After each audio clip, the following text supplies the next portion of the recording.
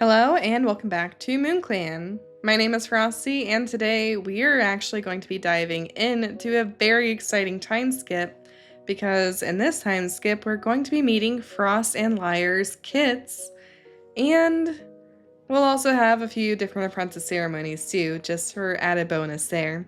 So I'm too excited to do any further recap than that. So without any further ado, let's go ahead and dive into our first time skip of the episode, heading into Leaf Fall, with Frost Whisper being over 100 moons old and finally becoming a parent. Alright, now because I was really excited, I got ahead of myself here a little bit. So I did go ahead and pre-record this before I got everybody's nice comments back about names for the kids. There were actually a lot of really good names that were incorporated that I'd like to possibly see being used. And I just kind of made up some names, which sadly didn't align with anybody's awesome ideas. So I'm thinking that because I also do want to honor Lyre in this somehow, I am considering renaming the kits a different prefix for their apprentice ceremony. So we have two options. We can either keep what I picked out here arbitrarily, or we can go back to your guys' awesome suggestions and rename the kits upon becoming pause, since I haven't gotten that far ahead yet. So just let me know your thoughts. I'm sorry I got super far ahead and then editing took forever, so it is what it is there. I really apologize though. Oh, we actually get the choice to name our kits here. So you can either randomize names or choose names. I actually did not know that this was an option, but let's go ahead and choose some names. Aww. Okay. So up first we have a newborn female who's rebellious. It looks like she's all kind of pale gray white. So with that, alright, I think I'm gonna name her Cloud Kit. Maybe not the most orthodox, and not necessarily winter themed either. But you know, clouds can either be big white puffy marshmallows, or they can obscure the whole sky, so I think it's ambiguous enough to be fitting. And our other one is also a newborn female, and she is noisy. So let me think on this one too. Alrighty, I think I'm gonna go ahead and name her Echo Kit. Similar to before, Echo can kind of imply a sense of loneliness. It fits with noisy, and frankly, I just kind of like the name. Alright, all done. And I imagine we're gonna have a whole lot of kit things to deal with this moon. Before I dive into that too much, I do just want to double check in on our leaders then. We're still allies with everybody, so nothing too bad there. And with that in mind, and our warriors are focusing on collecting herbs to make up for a fire in last time, let's go ahead and see what is going on. In a moment of downtime, we take the time to impress the kits with our finest hunting crouch. They don't even have their eyes open. We're chosen to lead a hunting patrol. The patrol ends in a success, with you hauling back enough prey to feed the entire clan. We're helping Hill Petal since they need extra paws. They're grateful to us for the assistance, and it turns out to be a great opportunity to connect with them more. Twigroach is going on and on about a really cool cloud. We're caught yawning at the tail, and Twigroach is cross for a few days. Oops. Buzzing fly is being annoying. It ends up being caught in our keen paws for its crime of being bothersome. Newly made apprentice Tiny Paw touches noses with his new mentor Snowleaf. Even though he is excited to finally be made apprentice, it takes a bit of coaxing by Sembright for Sagkit to step forward for their ceremony. Sembright watches in pride as he's named Sagpaw and touches noses with Sky Scratch. By the end of the day, Lyrush is nursing a healthy litter of 2 kits, with us lying protectively around them, our tail curled around their new members of the family.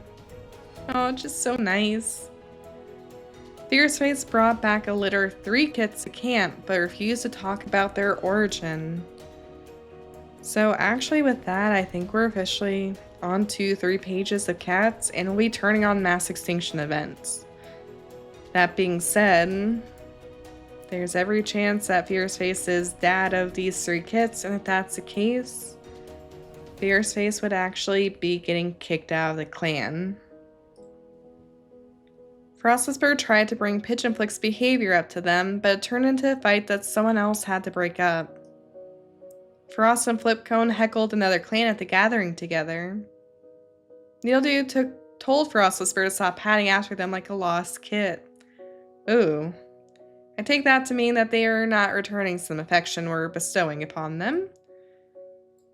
Chardrumble had a spat with us over a piece of prey on the fresh kill pile. Shaded Antler wants to explore the whole territory with us.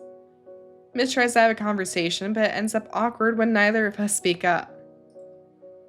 Okay, so we've got Lyrush nursing healthy 2 kits, but the cost has started or has spread because Yarosar has gotten white cough, Fawn has gotten green, Blue Shades recover from joint pain, Shaded Antler managed to recover from heat exhaustion, Falling Whisker was climbing a tree and got a splinter from a branch, Spruce Leaf was bitten by a snake and survived, Spruce Leaf has gotten white cough, and Medusa Pelt no longer has green cough. Okay, so a lot more white cough than green cough. Hopefully everybody recovers, though Von Shock hates our guts. And with the additional focus of the clan, 9 herbs have been gathered. Hopefully it's all the ones that we need. But let's see what's going on here. With all these kits. So here's Cloud Kit snuggling up to the belly of Lyrush. Let's talk to her. Wow. Cloud Kit is buried under a pile of her siblings. So Cloud Kit is a newborn female with bronze eyes and a single color white-gray pelt. Then here's Echo Kit, also snuggled up to the belly of Lyre. Newborn female with copper eyes and a rosette gray pelt. Noisy. Talking to her. Meow, meow, meow, meow. Echo Kit is the loudest kitten in the nursery. Alright, I'm curious to see how they're gonna grow up. Okay. So then we've got Swan Kit, a newborn female with cobalt eyes and a single color, kind of cream pelt. She's bossy. Swan Kit was born in another clan, but chose to come to this clan to be with her other parent. Okay, so if Fierceface had been a female, then this wouldn't have been an issue at all, since queens have the right to choose the fathers and original warrior cats. Sadly though, while Fierceface's kits can stay, Fierceface cannot, which is a really big shame, because I actually really like Fierceface. Oh, here's a second stat kit. That's not gonna stand. Newborn female with bronze eyes and a brown tabby pelt. She is bullying. Let's change her name to a different prefix. Moral Kit. Okay, that's a little bit different, so I'll stick with that.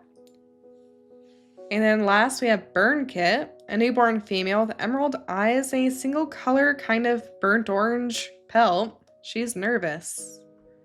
Alright, I was just a little curious because I remember Fierceface very specifically as being the last kit of Icy Ice here. And while that's true, Chestnut Pelt did leave us with Icy Fen and Scorch Runner. And Fierceface will be leaving us with Swan Kit, Moral Kit, and Burn Kit. So Icy Ice's legacy will remain in the clan, even though we're sadly exiling Fierceface. I'm actually really, really saddened by that. I like Fierceface a lot, and we got along with him well. But what can you do? And actually at that exile, that could end up saving us from some cats in the future, because we are officially back to 2 pages of cats, so extinction events do not need to go on just yet. But here's Tiny Paw, who won't stop asking why. He's faithful and interested in clan history, and his mentor is Snowleaf. And then we have Sagpaw giving some advice to Shaded Antler. He grew to be aloof but interested in clan history with a mentor, Sky Scratch. And actually looking at his patterning, I'm wondering if he actually rolled for Vitiligo. Let's see. I think that's into her allegiances. Look at how long this is. Okay, so yeah, Sagpaw, a long-furred dorsal striped pale ginger tom with vitiligo. Basically identical to Tiny Paw, except for that last bit there. I'm just curious to see how everyone else is described. So Lyrush is a long-furred dorsal striped gray she-cat, caring for Cloud Kid, a gray she-cat, Echo Kit, and an unusually spotted silver and white she-cat. Which is pretty much exactly what we have for our description. So I wonder if Echo Kid is going to end up looking pretty much exactly like us. Alright. That's actually pretty cool. But let's go ahead and see what's going on with the clan. Alright, so Yarosar wants to get to know Chirpback better. Needledew is napping, and sadly, we are insulting her. Well, you're dumb. Sadly, we are not improving whatever good relationships we were having there. Yeah, the dislike is starting to outpace romantic interest, sadly. Blue Shade is eavesdropping on Falling Whisker. Hill Petal is craving the taste of Vole. And Storm Sky is wishing they had another set of paws. Oh, Medusa Pelt wants to compliment our fighting techniques. Pitch and Flick is trying to set a good example for younger cats. We're insulting her. Ignorance won't get you anywhere. Okay. We're trying to set a good example for younger cats. At least that bit makes sense, since we're probably trying to be very conscientious of things, seeing as we're now a parent. Ravensong is also trying to set a good example, maybe for similar reasons, even though he's got a lot more kits and a lot more practice than we do. Lyrush is sharing their favorite hunting spot with the sad apprentice. Aww. That's cute. We're talking to her. Sembrai and Spruce Leaf were playing this game where they were daring each other stand further and further out on a thunder path. It's a good thing I came by to stop them. Those two are too stupidly stubborn for their own good, I'd say. What's going on? Do I need a reason to compliment you, Lyrush? Mistbout wants to get to know Blue Shade better, and we are sadly insulting her. Your words do not define me. I know who I am and where my loyalties lie. It'd be a little bit of a low blow if you were trying to insult her by being an outsider or something like that. Shaded Antler is going to bed early so they can work more tomorrow. Is it our turn to go on a hunting patrol? It is. Mouse Donch. We reel our head back in shock, Shaded Antler taking a deep breath before their gaze locks back onto you. Their eyes widen in shock as they shake their head. Sorry, I didn't mean to yell. That wasn't directed at you. I'm just tired. It seems like every day I get picked for the same thing. Well, no use in complaining like a kid. Come on, let's get going. I mean, you'll have plenty of time to practice doing anything but hunting. Especially with our patrols lately. Flipcone almost got lost near some two-lake nests. We're talking to him. You know, I wish there was a new type of patrol. But wouldn't it be cool if we could explore the area outside of clan territory? Like, I'd be so down and just wander. Who knows what we'd find out there? Guess we won't know. Moonfern is marveling at how quickly kits grow and change each day. Listen, Moonfern, you can't mess mine up. I'm begging you. But there's nobody to play with right now since they're too young. And Tardumble is trying not to doze off guarding the entrance of camp. Sadly, we're insulting her. Every cat can spit fire when they're riled up, but it's the one who remains cool that wins the fight. You tell us. Alright, LifeGen patrol time. An elder asks us to share a story of our most daring adventure. It's our opportunity to share our experiences and inspire young cats. We captivate the clan with our tale, filling their eyes with wonder. They appreciate our storytelling, and the kids beg for more stories in the future. Can only hope it goes that well directly with our own. Blue Shade gathers some wild garlic. Hill Petal gathers plantain. And Storm Sky gathers horsetail. Not too bad. Alright, the apprentices go out their mentors to see a porcupine, but they end up getting into an argument about how it can possibly be dangerous prey. Alright, we're heading out on a hunting mission with Falling Whisker, Shaded Antler, and Scorch Runner. We head out into the forest to hunt, and Scorch Runner suggests a good, sheltered gully. It's a little far from camp, but the hunting around there is good, especially for mice. I do like this artwork too. As we arrive, we startle two, and Scorch Runner manages to react quick enough with an inelegant pounce to kill one mouse. It's a good omen for the rest of the morning's work, which proves to be a productive and satisfying hunt. We bring back a medium amount of prey. And now we're at 395 out of 97, so I'm gonna keep patrolling border more than anything. We do have enough surplus to continue recruiting cats, though now that's definitely less pressing of a concern than it was before, because the next cat we recruit turns on extinction events for us, and I, again, don't know if I'm ready for that. Okay, as our first patrol is checking the border lines, we hear an odd sound coming from a bush. 99% of the time this ends wrong, but we pretty much only have kind of aggressive personalities. Aggressive isn't the right word, but cats that would stick their noses in places they don't belong, so we're proceeding. Needledew takes the lead in checking the source of the noise and comes face to face with a rogue hiding in the bush. The rogue takes a swipe at us, but doesn't get much damage in before we retaliate and chase the intruder outside of territory. We have met Knight, and Needledew got a mangled tail. Alright, so just out of curiosity, I still can't get over Meatleg, by the way. Oh, here's Knight. Arrogant, good storyteller, good guard. Very interesting. Definitely not what I would have pictured for Knight. She's technically got a torty pelt, but this is not exactly what I think of for torty markings. With a mostly orange base and then like a light brown kind of dusty rose tail. Our next border mission is telling stories about their ancestors to keep the cats entertained and keeps everybody's mind off the long walk. Okay, our last mission here is a cat begging for their housefolk to return. We find a K-Peg collapsed by the Thunder Path waiting for his housefolk. Ratau has joined the clan, and that officially brings us up to 3 pages, so mass extinction events are going on even though Ratau is sick. I know I'm probably not saying that correctly, so I will be changing his name. So here's Ratau. He's looking around the camp with wonder. He's an adult male, pale yellow eyes, and an interesting golden tabby pelt. He's cold, a prophecy seeker, and incredibly knowledgeable. His backstory does align with what he was given. He's sick with green cough, which isn't necessarily a death sentence, but isn't great either. He has a pink leather collar. This is what he looks like healthy. Now I'm just going to go ahead and say that the clan is going to have similar issues with his name that I am. So I think it makes sense to change his name just down to Rat, because that is something the clan does know. And we'll give him a name that kind of is similar-ish to his latter part, that AU there, if I can find or think of anything.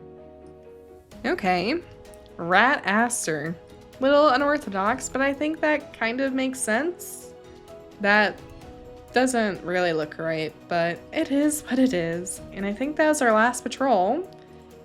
So without any further ado, let's go ahead and dive into our second moon of the episode and see how our kits grew up a little bit. A buzzing fly is being annoying. It ends up being caught in our paws for its crime of being bothersome. Cloud Kid is causing trouble, and we're the first one on the scene. The fond sigh we herd her back to the nursery. We call Medusa Pelt the wrong name. Not too bad there, I don't think. Rather, I think it's kind of understandable for Medusa to have some troubles with clan cats who aren't used to that. Frostwhisper appreciates Storm Sky's helpful attitude. We purr for a long time at one of Liar Rush's lame jokes. Chirpback is finished frustrated after finishing a task we set out and were supposed to do. I can't blame Chirpback, that would frustrate me too. There's no longer water in Falcon Scratch's lungs. They're back to breathing normally. Fawnchuck is no longer coughing. Their case of green cough is cured. Poppy Eye has recovered from their sprain. Falling Whisker's small cut has healed up nicely. Though plantain leaves seem to be doing their job of healing toxins, Spruce Leaf's wound has started to feel warm to the touch. Mistspot has recovered from heat exhaustion. What was Spruce Leaf's thing again? Oh, that's right. Only a snakebite and white cough at the same time. I really hope he can pull through both of those things together, though. With the additional focus of the clan, 9 herbs were gathered this moon. Shaded Antler is seen playing with a kitty pet over the border. We've encountered Cleffa. And sadly, I do think that's going to be a strike for Shaded since they weren't driving them off. Though I do love the name Cleffa. Twig Roach finds a loner named Fog who's joined the clan. The loner decides to keep his old name. Think that could have been a good name for Cloud, too. Oh my god. Okay, if there was ever a cat that would be named Cleffa, I think this pretty much perfectly sums it up. I don't think it gets any better than that, I'll be honest. So here's Cleffa, an adult female cat with blue eyes and a smoky, pinky purple pelt with a lilac bow collar. Nervous, lore master, and good navigator.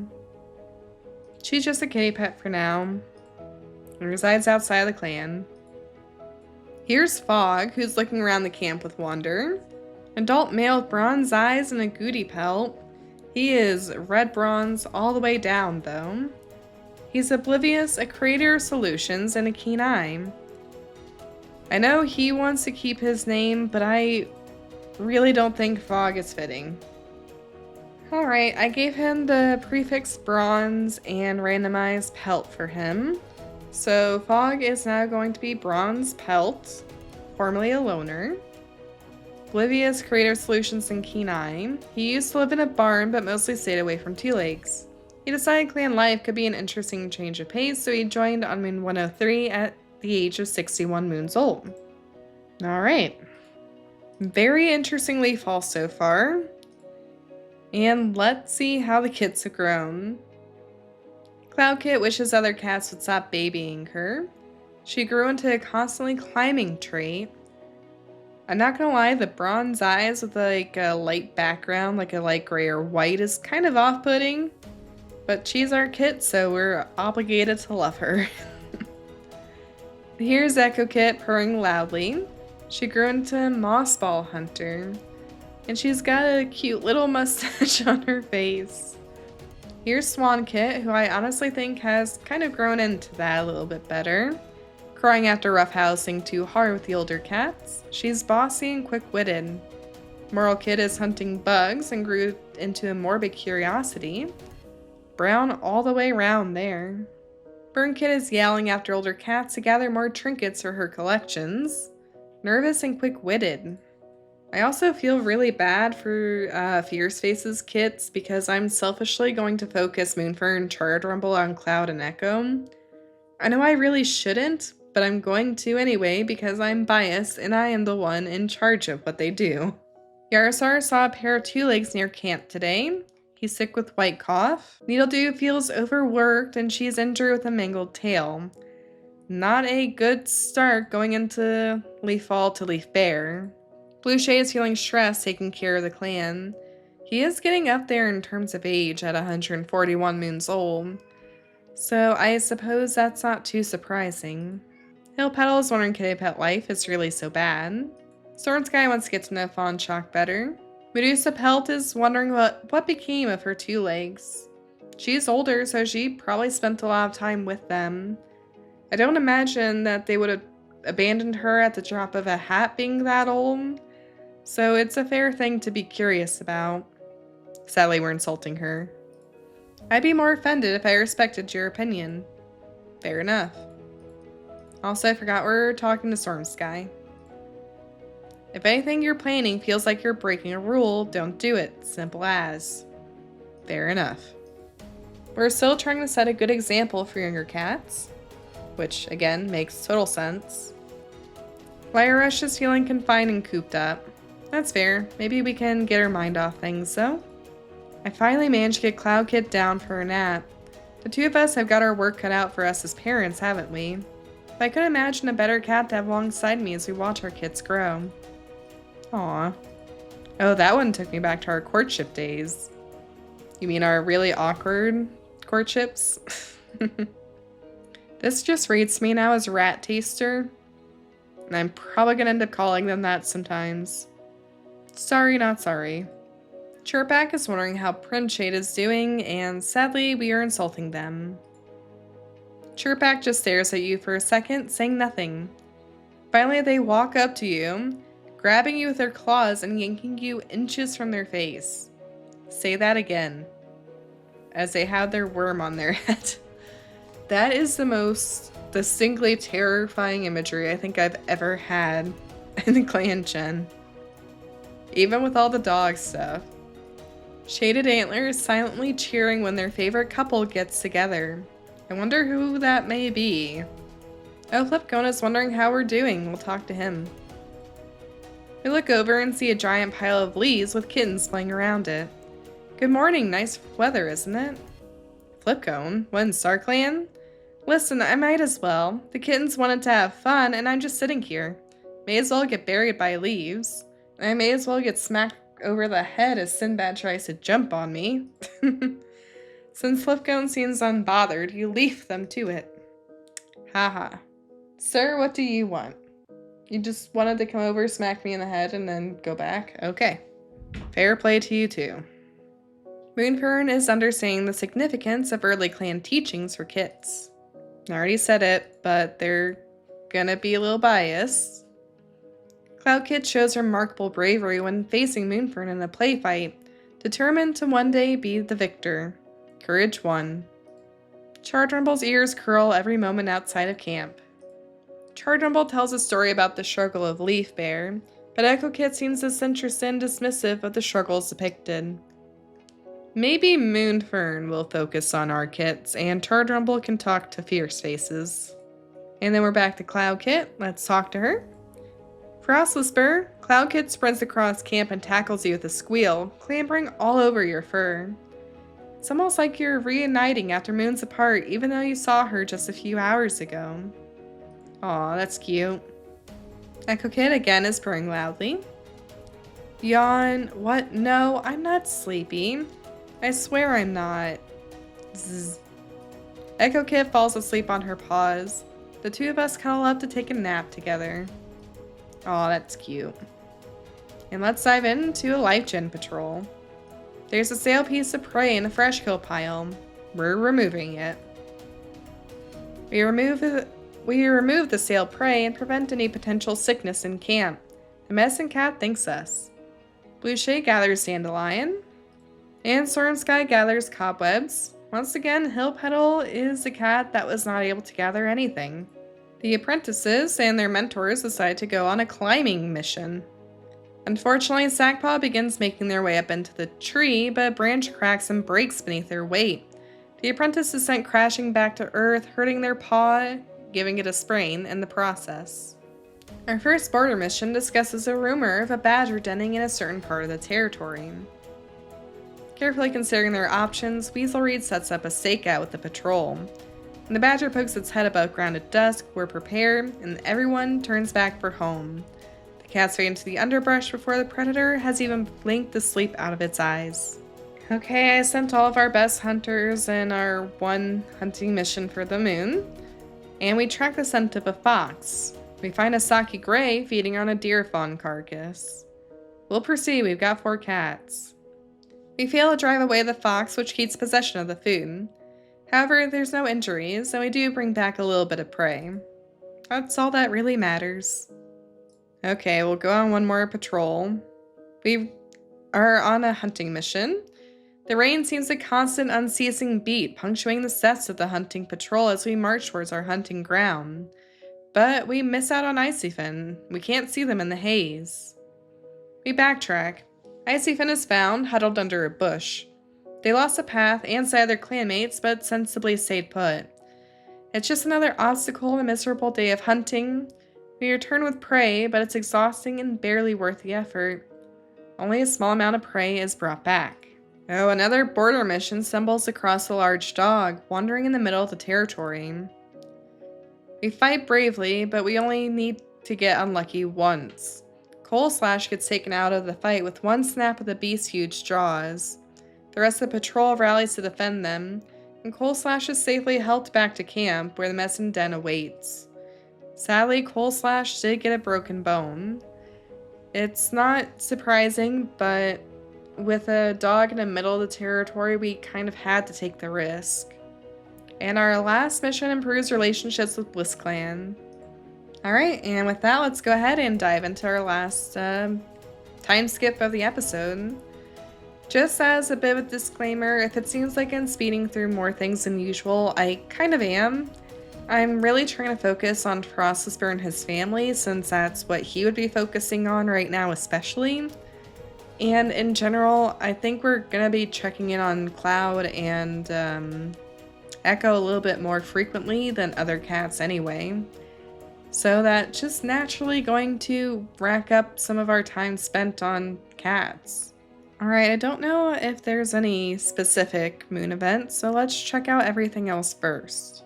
Frostwhisper compliments Red Aster on his catch during a hunting patrol, which causes him to purr.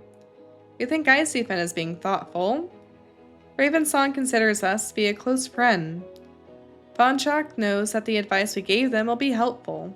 Yarosars recover from White Cough. Chirpback had a bad fall while taking a walk through this territory, coming back to camp quite sore.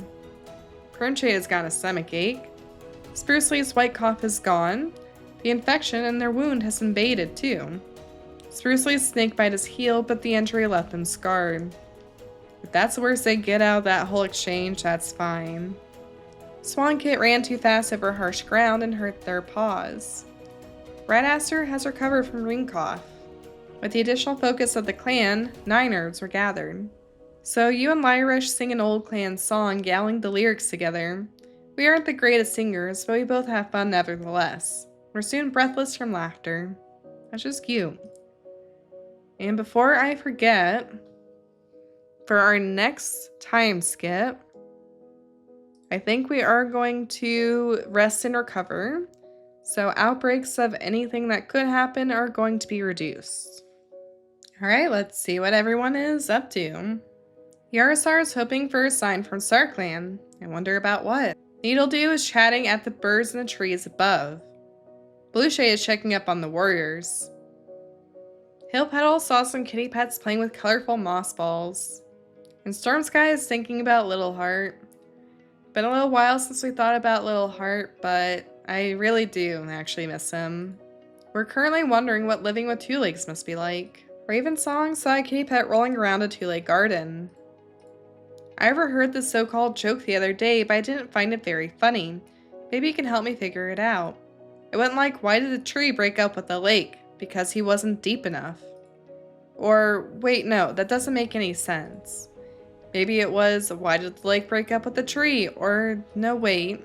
Whatever. Humor's for mouse brains anyways. I think it's probably the first, because lakes are deep or shallow. And being deep is being thoughtful? I don't know. Flyer Rush is eavesdropping on Swankit. It's probably pretty easy, seeing as they're right there in the nursery too. Good morning. I saw you were sleeping in, so I just left you to rest. After all, you were up so late on that patrol that you barely got any sleep. Here, I got you a mouse. I hope you enjoy it.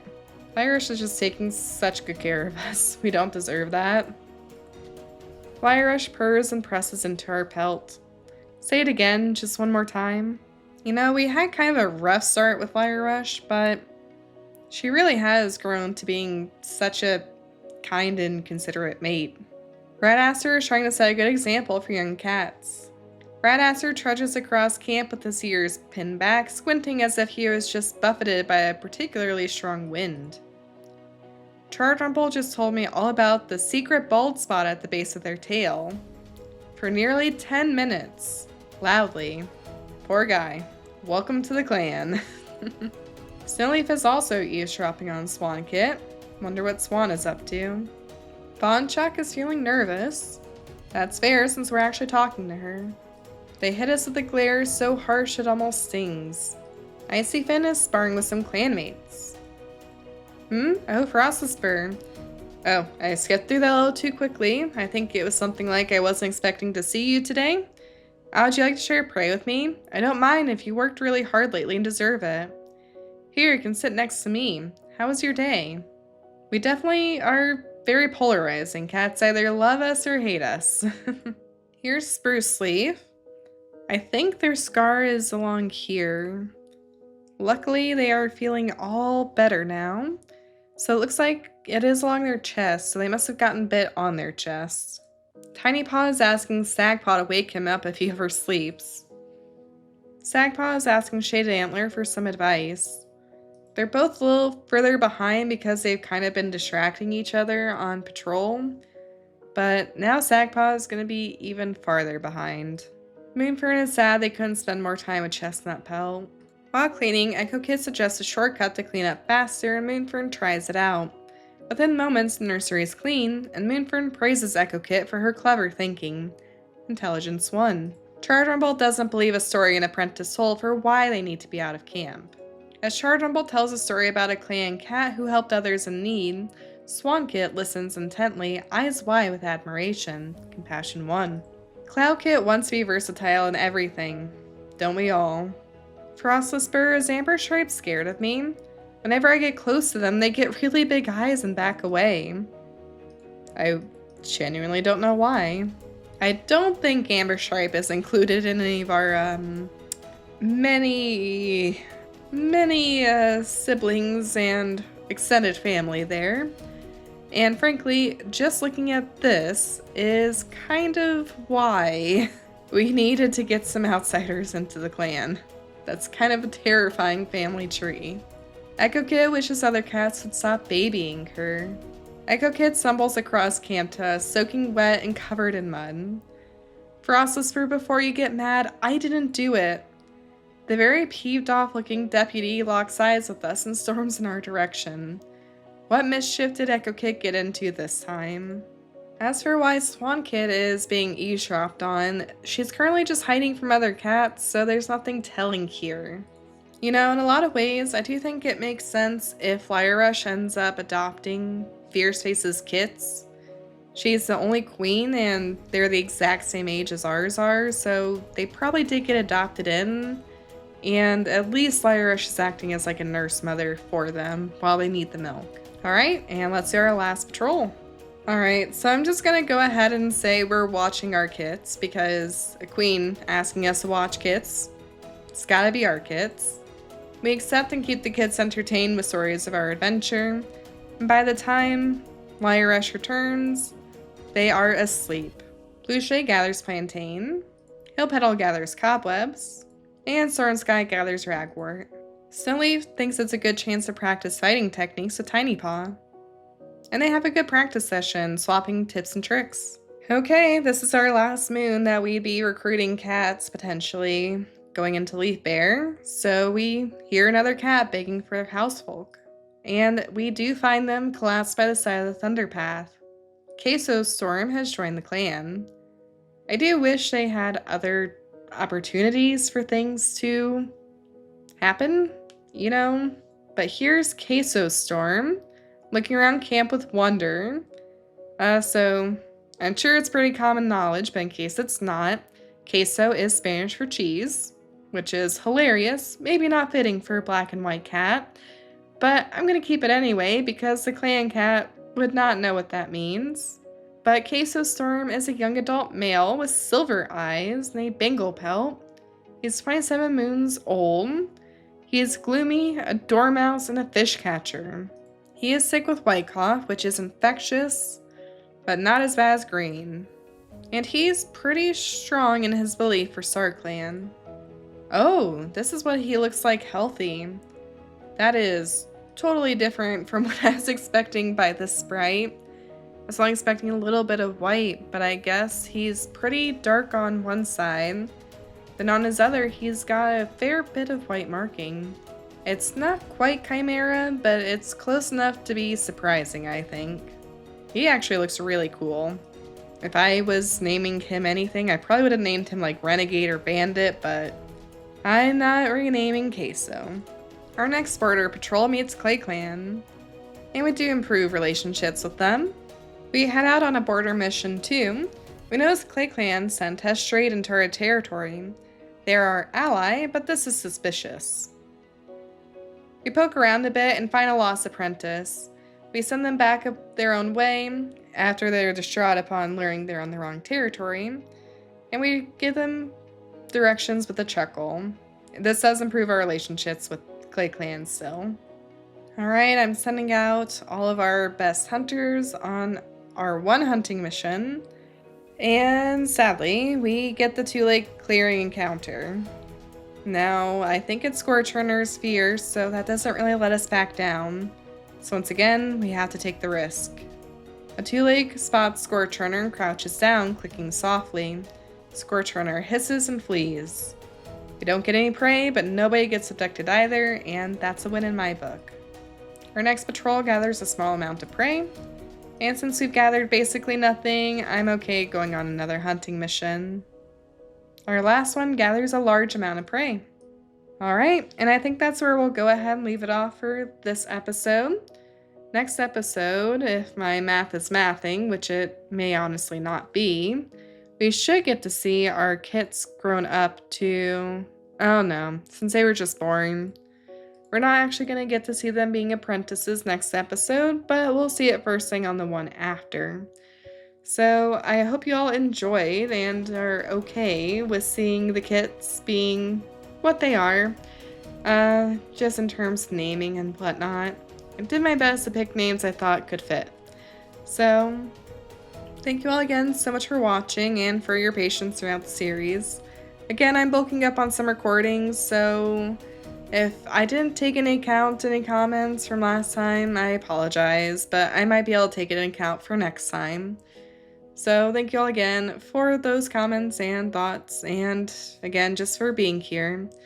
Feel free to check out links in the description below if you are so inclined to some other social medias. Thank you to Parental Unit for supporting the channel, as that support is greatly appreciated.